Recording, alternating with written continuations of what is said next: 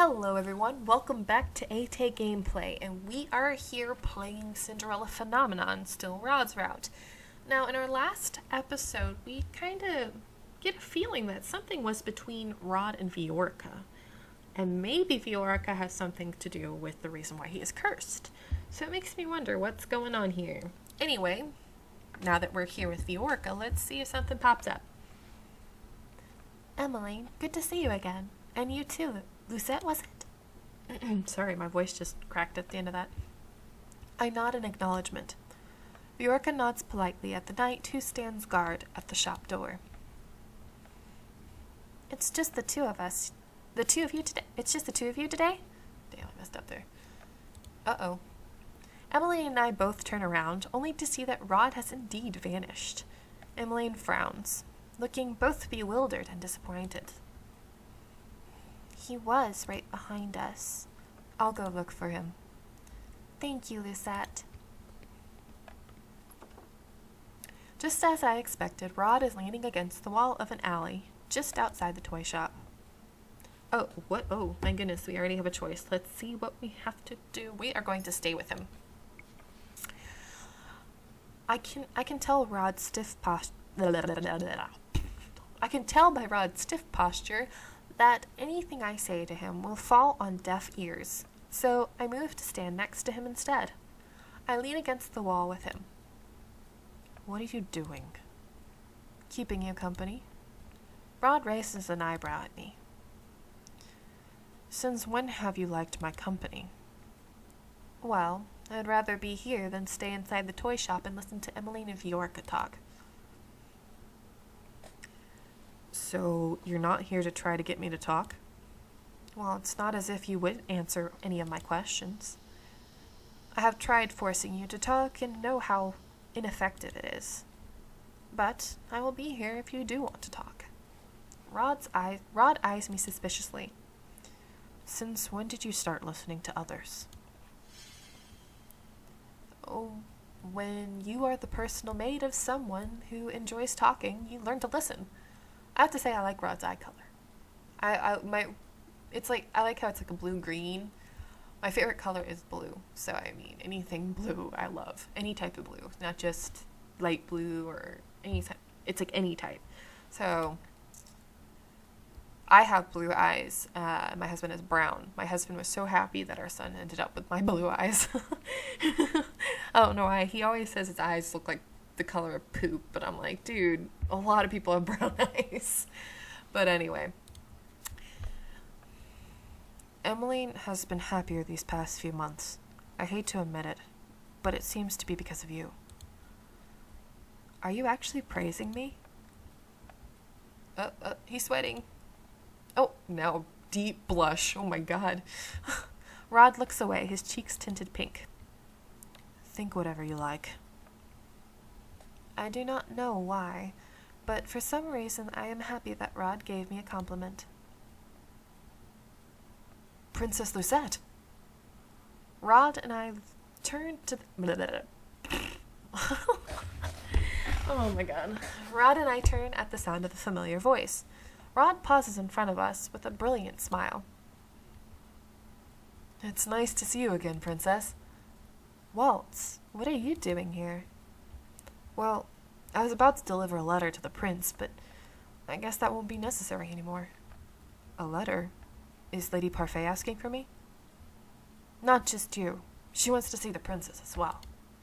Me? It has been a while since I was last at the Marchen. Is something wrong? They need to discuss something important with the princess. Come to the Marchen tonight. Tonight? But we're already here, so why not now? Waltz's eyes shift to our carriage. You are here with Princess Emmeline, yes? You can't make her wait too long. What they need to discuss with you is complicated, and will take some time to explain. The toy shop door opens and Emmeline stands in the doorway as she says her goodbyes to Viorica. Remember. Tonight. I have to say, I do like the name Viorica. I think it's pretty. I know, that was random, but get used to it, I'm random. These are Walt's last words before he slips back into the crowd. Emmeline's visit with Viorica was briefer than I thought it would be. Now, all of us are headed back to the palace. Rod has not uttered a word on our way back. I can tell that this is making Emmeline agitated, as she continues to keep glancing at Rod expectantly. Ugh, I'm sorry. I feel like I have to burp, but it won't come out. If you have something to say it. Oh! Emmeline stares at me. You obviously want to say something to Prince Rod. The only way to get your answers is to ask him directly. Rod does not turn around. It is as if he does not hear me. Emmeline clasps her hands and sighs. Well. I glance at Rod, who still persistently stares out the window, his eyes focused on nothing.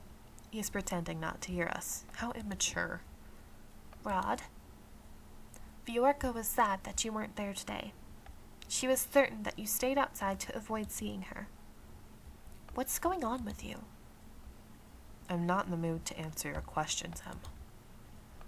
Emmeline grips the edges of her dress, her expression becoming more rigid. You've been keeping secrets from us ever since you were cursed. We don't even know why you were cursed or how to help you break it. Wait, the rest of the family doesn't know anything about the circumstances of Rod's curse? I had thought that he had told them everything, but all they know is that he is cursed. We're a family. We're supposed to help each other through problems. Emmeline's hands are shaking as she gazes at her brother. The carriage stops, and as soon as the servants open the door, Emmeline quickly steps out and rushes back toward the palace. Rod watches her go quietly, though his eyebrows are furrowed, and he looks guilty. I silently shake my head at him before running after Emmeline. Emmeline stands in the hallway with her hands to her chest. She breathes slowly in and out, as if she's on the verge of tears. When she notices me behind her, she turns away and wipes her eyes with the back of her hand. I'm sorry for storming off like that. I was just very frustrated at Rod. I said something I shouldn't have said back there. If anyone finds out about this, they won't. Your secret is safe with me. Emmeline flashes me a grateful smile before looking at the sky.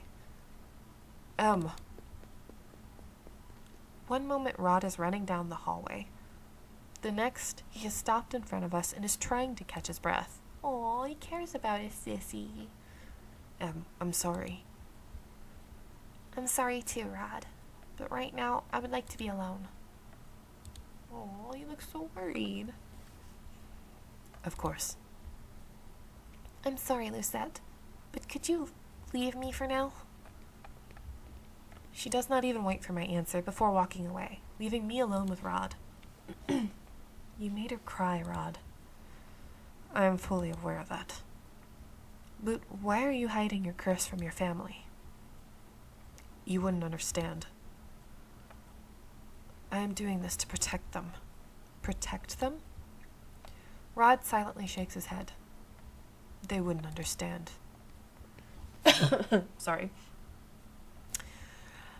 Those are the last ominous words Rod speaks before rushing off, leaving me alone in the hall. Oh, crud. Looks like my son's waking up. I'll wake. See if I can do it a couple more seconds, but if you hear him fuss, that'll be why I'm leaving. What happened to him? Oh, actually, I can probably leave this here. So, yeah, I'll leave it here, and hope you enjoy, and see you in the next video. Bye!